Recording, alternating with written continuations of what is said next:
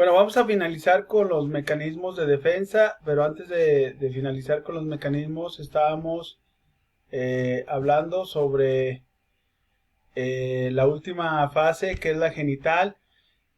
Bueno, pues aquí, como decíamos, pues ya la gratificación de una buena estructura que del yo, al ir culminando cada etapa anterior de manera adecuada.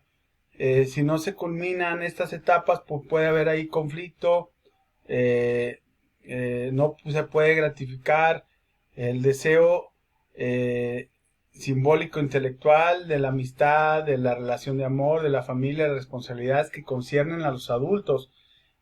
Ahí pues hay problemas, en este caso el mayor de los problemas, hasta problemas neuróticos, problemas delictivos, eh, y en el menor de los casos, pues una relación muy indiferente con las parejas o con las personas que nos rodean. Entonces cada etapa se tiene que culminar, si no hay se empieza a acumular las frustraciones, se empiezan a acumular el inconsciente en el ello, y después salen en una etapa de adolescencia o de adultez de manera inadecuada. Esos deseos salen eh, que se quieren reprimir, los deseos salen a la luz, salen al exterior, y empieza a haber un conflicto entre el super yo y el ello, y el yo también está desestructurado. Bueno, y ahora vámonos con los mecanismos de defensa.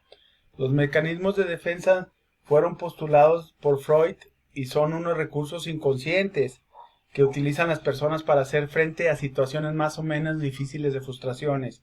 Todos tenemos mecanismos de defensas. Aquí quieren combatir o tratan de combatir o disminuir las frustraciones, la ansiedad, el miedo e inseguridad, con el objetivo de que dichas situaciones no les hagan daño, no nos hagan daño. Los mecanismos de defensa son un medio con el que la persona se engaña a sí misma, y para protegerse de manera por poco tiempo recurre inconscientemente a tácticas mentales para falsificar y distorsionar experiencias e ideas amenazantes. Cuando una persona se encuentra ante una situación de estrés, miedo, angustia, etcétera, lo más usual es que elija ante sí un escudo, que es un mecanismo de defensa para protegerse de dicha situación, eh, aumentando su sensación de seguridad, efectividad y utilidad ante los demás y ante sí mismo. Pero es falso, es un sentimiento falso que, pues sí al momento sí quita esas frustraciones, quita esos miedos, esa ansiedad, esa inseguridad, pero regresa, ¿no? Y a veces con más intensidad. Ahora bien, los mecanismos de defensa son varios. Freud propuso varios mecanismos de defensa. Aproximadamente los primeros mecanismos creo que fueron 7 u 8 de Freud, pero después su hija Ana Freud, que siguió pues la carrera de Freud, fue psicóloga, aquí hizo más mecanismos de defensa y siguió con más mecanismos de defensa. Eh, Aquí reciben este nombre una serie de métodos o técnicas que utilizamos, como les digo, los mecanismos de defensa para disminuir la angustia, la ansiedad que nos producen las conflictos, las insatisfacciones de nuestra mente. La estructura mental tripartita, es decir, el yo, el ello y el super yo, constantemente se ven embrolladas en conflictos internos, y como resultado de ello se genera la ansiedad. El ello mantiene alejados a los conflictos de la conciencia. Para esto utiliza los mecanismos de defensa. Pues vamos a ver los mecanismos de defensa y cuáles son sus características. Son dispositivos del yo, son inconscientes, consiste en arrojar fuera de la conciencia algún aspecto de la realidad, ya sea física o psicológica. Su objetivo último es evitar la angustia o dolor psíquico, dolor mental o dolor emocional que esos conflictos provocarían en la conciencia.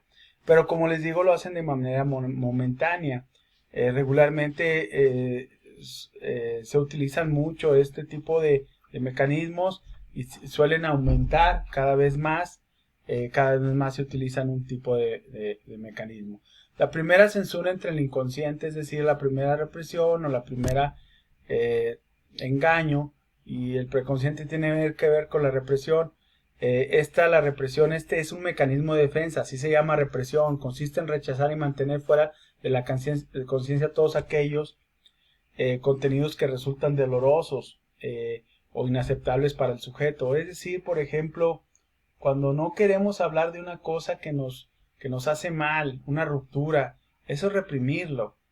Su acción sobre la conciencia afecta a los actos del individuo, aunque éste no sea consciente de ella. Lo reprimido aparece aunque distorsionados los actos fallidos, los lapsos, los sueños o las fantasías.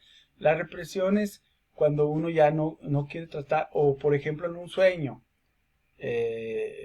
aparece, o en fantasías. Solo se olvidan los hechos que provocan angustia y ansiedad, mas no todas las circunstancias desagradables sucedidas en el pasado de un individuo. Trata de reprimirlo, la acción, el recuerdo al máximo, no pensar en ello.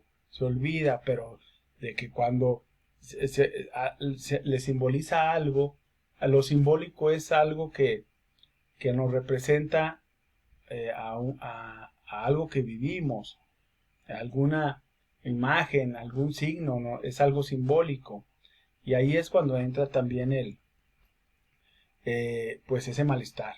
La segunda censura entre el preconsciente y el consciente tiene que ver con la sublimación. La sublimación es otro mecanismo de defensa que consiste en llevar a cabo una sustitución. Los sentimientos perturbadores, puesto que son considerados tabúes o prohibidos para la persona, se desvían hacia otro objeto que no posee esas características. De esa manera se evita la angustia. Aquí, por ejemplo, decir, no, es que yo hago bien las cosas, pero realmente deseas otra. O sea, por ejemplo, cuando tú quieres hacer,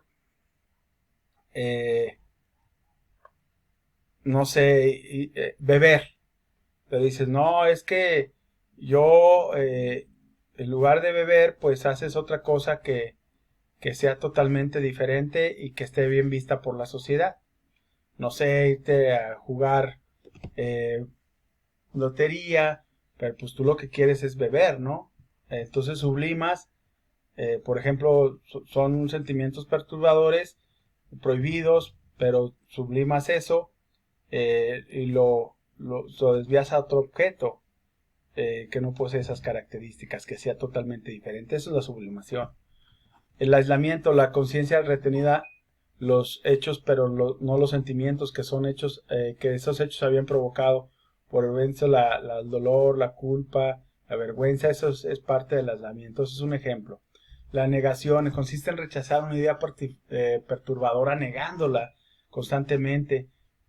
No la puedes arrojar del inconsciente, sino la tienes en la propia realidad, pero la niegas. Por ejemplo, cuando alguien dice, no es cierto que haya deseado alguna vez su muerte, pero si lo ha deseado. Al negarse a aceptar el deseo, la persona admite implícitamente la existencia del mismo, que sí lo deseaba, pero lo niega. No, yo no lo quería hacer. No, él tuvo la culpa, pero pues va a una negación, va implícito a algo atrás. La regresión pues es cuando el sujeto entra a épocas anteriores, es decir, cuando empiezas personas infantiles, cuando desarrolla conductas infantiles ante la aparición de un conflicto, buscando en ellas la antigua protección maternal. Las personas que hablan así bien chiqueado, ya son grandes. ¡Ay, mami! Eso es una regresión. Es decir, reduce comportamientos pasados que le pueden resultar satisfactorios, de protección. La fijación, quedan fijados en su época de desarrollo. Eso impide, como es una maduración adecuada a la personalidad. Ejemplo, la inmadurez. Las personas que son muy inmaduras están fijadas en una etapa. No sé, alguien que se chupa el dedo, ese puede ser alguien que todavía se orina en la cama y ya es adulto. La proyección consiste en proyectar sobre los demás sentimientos, deseos o impulsos inaceptables para uno mismo. con lo cual evita la frustración personal. Ejemplo, cuando una persona no quiere admitir que ama a otra, o puede llevar a cabo una proyección y convencerse de que es amada por la otra persona. Es decir, es que a mí me quiere, no, o no, esta persona, por ejemplo, queremos a alguien, pero no nos atrevemos a decir y podemos decir que el amigo lo quiere a esa persona. Ay, es que mi amigo quiere a Juanita y realmente soy el que yo quiero a Juanita. Formación reactiva. Cuando un deseo es reprimido, el sujeto puede realizar conductas totalmente contrarias a ese deseo, generando así una reacción negativa con el fin de evitar la angustia. Ejemplo, personas con deseos homosexuales reprimidos que al no aceptarlos conscientemente desarrollan actitudes de suma hostilidad a los homosexuales. Los empiezan a odiar, e incluso les hablan agresivo. Esa puede ser una formación reactiva. Cuando un sujeto no puede salir del closet y odia a los homosexuales. Ese es un ejemplo solamente. Identificación consiste en paliar nuestras frustraciones internas imitando la conducta de una persona a la que dotamos de características ideales. Ejemplo, es un mecanismo que aparece con asiduidad en la adolescencia, sobre todo la facilidad de idolatrar a cantantes y futbolistas. Por ejemplo, identificarnos con una persona que pues realmente nosotros no tenemos nada que ver, pero pues esto tiene que ver a veces con estas reprimir algo, ¿no? Reprimir algo que nosotros tenemos. Racionalización. Los individuos tratan de autoconvencerse dando explicaciones a los demás y son las personas que a cada rato dicen, no, es que te explican cómo iba a ser, cómo debería ser o cómo era antes. Todo es justificación.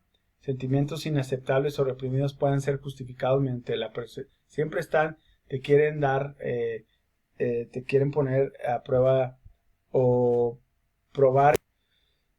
Por ejemplo, te quieren probar que ellos lo hicieron y te dicen, no, es que yo ayer fui a buscar, por ejemplo, que quedó de ir a realizar una actividad, no sé, el jefe que le dice, oye, ve a pagar este recibo y la persona llega tarde por estar platicando con otra y no paga el recibo y al otro día dice, no, pues es que fíjese que ayer me fui, pero yo no quería, pero haga de cuenta que me paró y yo no lo que... Y aparte, fíjese que no encontré estacionamiento, pero todo lo especifican para quedar bien. Esa es la racionalización, aunque ellos tengan la culpa. No sé si me explico. Pues aquí viene también un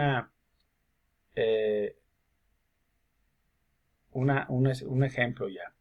La compensación consiste en realizar mentalmente y de forma imaginaria lo que uno es incapaz de llevar a cabo en su vida real. Ejemplo, al tomar una copa cuando se ha tenido un mal día, lo que se busca en el fondo es conseguir una sensación de euforia y seguridad que en realidad no se tiene. Por ejemplo, pues compensar una cosa que las personas que dicen, no, pues, pues no obtuve algún beneficio hoy no me felicitaron, pero en esto a veces lo que haces es tomarte una copa y pues cambiar totalmente lo que no pudiste hacer. Esa es la compensación. Entonces, pues estos son algunos de los mecanismos de defensa. Hay muchos mecanismos de defensa.